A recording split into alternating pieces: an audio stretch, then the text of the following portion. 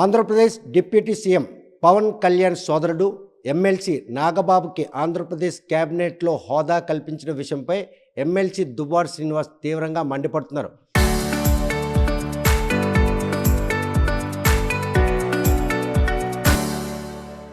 తన సోదరుడైనటువంటి చిరంజీవి పెట్టినటువంటి ప్రజారాజ్యం పార్టీలో తమను దగా చేసినటువంటి వ్యక్తి ఎవరైనా ఉన్నారంటే అది నాగబాబు అని ఆయన తేల్చి చెప్తున్నారు. ఈ విషయంపై మనతో మాట్లాడడానికి హెచ్చర్ల జనసేన పార్టీ ఇన్ఛార్జి విశ్వక్షర్ మనతో ఉన్నారు. చూస్తే కనుక ఆయన పూర్తిగా జనసేన కార్యకర్తల తరపున మాట్లాడుతూనే ఒక అవకాశం జనసేన పార్టీకి వస్తే చాలామంది బీసీ వర్గాలు ఉన్నారు, ఎస్సీ వర్గాలు ఉన్నారు, వీరెవరికీ కాకుండా సోదరుడికే క్యాబినెట్ హోదా కల్పించడంలో వివక్షత చూపాడు పవన్ కళ్యాణ్ అని ఆయన వదలో. అందరికీ నమస్కారం అండి. మీరు మాట్లాడిన వ్యక్తి పేరు దువ్వాడ శ్రీనివాస్ అవ్వచ్చు కానీ మా జనసేన నాయకులం కానీ జన సైనికులం కానీ ముఖ్యంగా శ్రీకాకుళం జిల్లా వాసులు ఆయన్ని దోల శ్రీనివాస్ అంటుంటామండి. ఎందుకంటే ఆయనకి బాగా దురద. ఎప్పుడు చిరంజీవి గారిని పవన్ కళ్యాణ్ గారిని మెగా ఫ్యామిలీని టార్గెట్ చేయడం, ముఖ్యంగా జనసేన పార్టీని టార్గెట్ చేయడం ఆయనకి అలవాటే. మీరు ఒకటి గమనించాలి, మేము ఒకటే అడుగుతాం, అంటే ఆయన ప్రజలు గెలిపించిన నాయకుడు కాదు. ఎంపీ కింద గెలవల, ఎమ్మెల్యే కింద గెలవల. పవన్ కళ్యాణ్ గారిని తిడతారని మాత్రం అందుకోసమే ఆ సైకో జగన్మోహన్ రెడ్డి ఆయనకి ఎమ్మెల్సీ ఇచ్చాడు. పోనీ ఎమ్మెల్సీ ఇచ్చినప్పుడు ఆయన ప్రజలకి ఏమైనా అండగా నుంచుంటున్నాడండి? టెక్కలు వదిలేశాడు.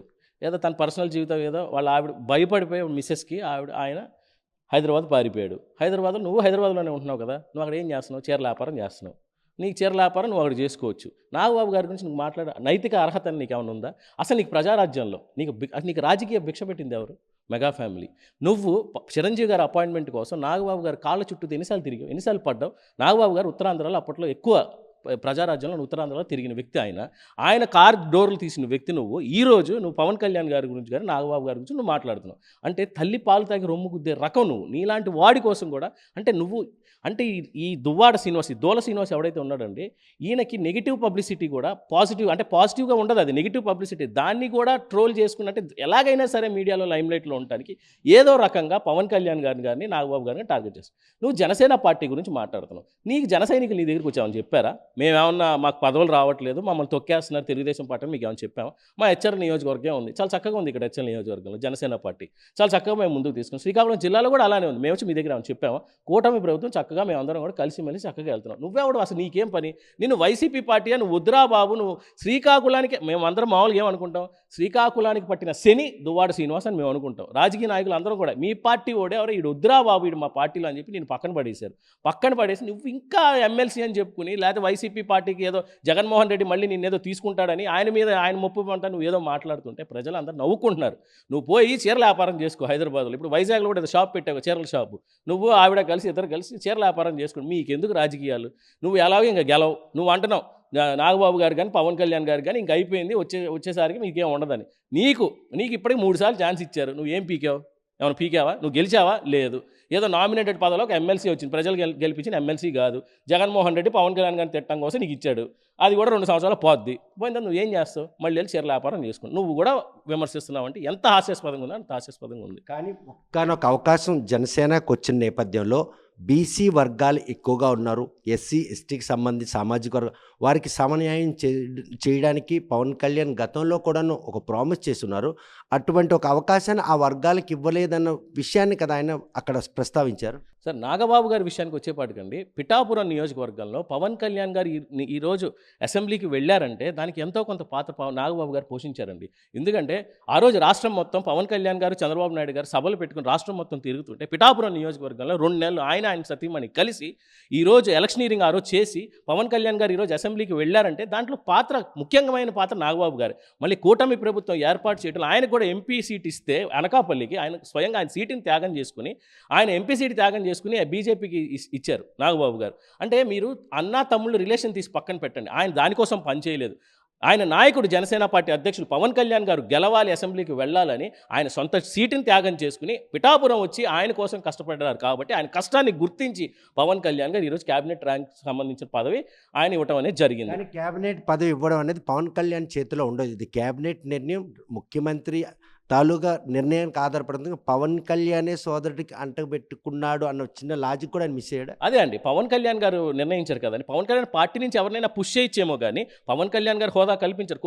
కల్పించాల్సిన వ్యక్తి ఎవరు? చంద్రబాబు నాయుడు గారు. చంద్రబాబు నాయుడు గారు కూటమి మేమందరం ఐక్యత ఉన్నామనే గుర్తు చేస్తూనే కదా ఆయన ఇచ్చారు. నిన్న బీసీల గురించి మాట్లాడుతున్నారు. నిన్న చట్టసభలో బీసీ సవరణ గురించి తీసుకొచ్చి మన 33%, 34% రిజర్వేషన్ బీసీలు కల్పించింది ఎవరు? కూటమి ప్రభుత్వం కాదా? మీరు వైసీపీ పార్టీలో వైసీపీ పాలన, ప్రభుత్వ పాలన మీరేం చేశారు బీసీలకి మీరు ఎంతగా అండగా నుంచి ఎస్సీ ఎస్టీ మైనార్టీ కమ్యూనిటీలు మీరు ఎంత అండగా నుంచున్నారు? ఎంతసేపటికి వాళ్ళ సొమ్ము మీరు దోచుకున్నారే తప్ప మీరు అండగా నుంచున్నారా వాళ్ళకి? లేదు. బీసీ అని చెప్పి బీసీ గర్జనల పేరుతో మీరు చేసి మోసం చేశారు తప్ప బీసీని. ఇప్పుడు కూటమి ప్రభుత్వం బీసీలకు అండగా నుంచుంటుందండి. నిన్న సభలో కూడా ఎంత చక్కగా హుందాగా బీసీలకు అండగా నుంచడం 33-34% రిజర్వేషన్ని లోకల్ బాడీ ఎలక్షన్స్కి ముందుకు తీసుకొచ్చారంటే అది బీసీల పట్ల ఉన్న కూటమి ప్రభుత్వానికి ఉన్న ఒక ఇది.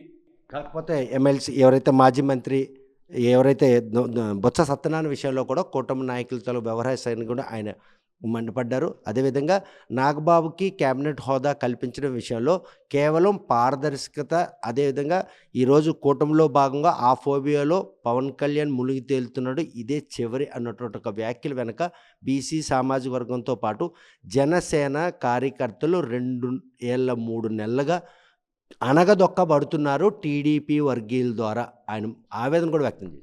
అదంతా అంటే మీరు బయట చూసే వాళ్ళకి వైసీపీ వాళ్ళకి ముఖ్యంగా అలా కనిపిస్తుంటుందండి. జనసేన పార్టీ వాళ్ళని అణగదొక్కుతున్నారంటే అక్కడక్కడ జరుగుతూ ఉండొచ్చండి. కానీ పైపైన ఇప్పుడు ఒక కుటుంబంలో చిన్న ఉంటాయి, చిన్న విభేదాలు ఉంటాయి. దానంత మాత్రాన ఇక్కడేదో జరిగిపోతుందని మేము ఎప్పుడు అనుకుని నేను చెప్తున్నా కదా, మా హెచ్చర్ల నియోజకవర్గం నేను చక్కగా ఉన్నాం. 3 పార్టీ నాయకులు, మా ఎమ్మెల్యే గారు ఉన్నారు, ఎంపీ గారు ఉన్నారు, మేము ఉన్నాం, జనసేన నాగబాబు గారు ఉన్నారు. మీకేం తెలుసు అసలు నాగబాబు గారి నుంచి? ఇక్కడ ఒక కార్యాలయం ఏర్పాటు చేసుకుని నాగబాబు గారు ఎమ్మెల్సీ కార్యాలయం, ఎమ్మెల్సీ అనే ఒక నియోజకవర్గాన్ని ఎక్కడో వెనకబడిన రాష్ట్రంలో ఏ నియోజకవర్గం అయినా ఎంచుకోవచ్చు. కానీ ఆయన మన హెచ్చర్ల నియోజకవర్గాన్ని ఎంచుకుని ఇక్కడ తోటపాలెంలో హెచ్చర్ల నియోజకవర్గంలో ఆయన ఓట్ ట్రాన్స్ఫర్ చేసుకుని ఆయన సత్యమని ఇక్కడే తోటపాలెంలో ఆయన ఓట్ ట్రాన్స్ఫర్ చేసుకుని లావేర్లో కార్యాలయం ఏర్పాటు చేశారు. ఎంతమంది ప్రజలు లావేర్ కార్యాలయానికి వస్తే ఎంతమందికి న్యాయం చేశారు మీకు తెలుసా?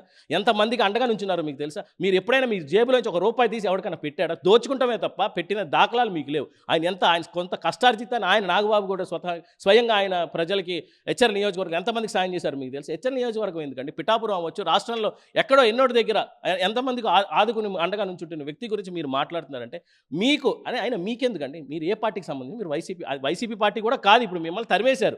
మీకెందుకు మా జనసేన పార్టీ గురించి? మా నాయకులు లేని బాధ నీకెందుకు అయ్యా? నీకెందుకు? నువ్వు ఎలాగోలా లైమ్ లైట్లోకి రావాలి, ఏదో మాట్లాడితే వస్తావు, సరే మాట్లాడుకో. అసలు నీ గురించి ప్రెస్ మీట్ పెడతాం దండగా, నీ గురించి మాట్లాడటం కూడా దండగే.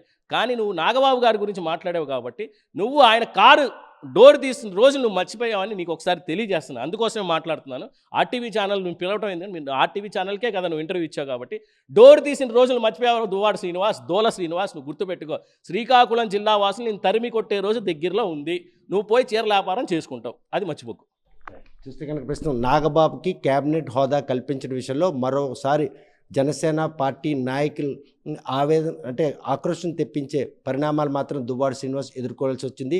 కాంగ్రెస్ పార్టీ రాష్ట్రంలో కనుమరుగైపోయిన నేపథ్యంలో 2009లో ప్రజారాజ్యం పార్టీ వచ్చినప్పుడు ఆయనకి మళ్ళీ రాజకీయ భిక్ష పెట్టినటువంటి ప్రజారాజ్యం పార్టీ అధినేతతో పాటు వారి కుటుంబ సభ్యులను దూషించిన నేపథ్యానికి ఈరోజు జగన్మోహన్ రెడ్డి తనకి ఎమ్మెల్సీ పదవి ఇచ్చారు.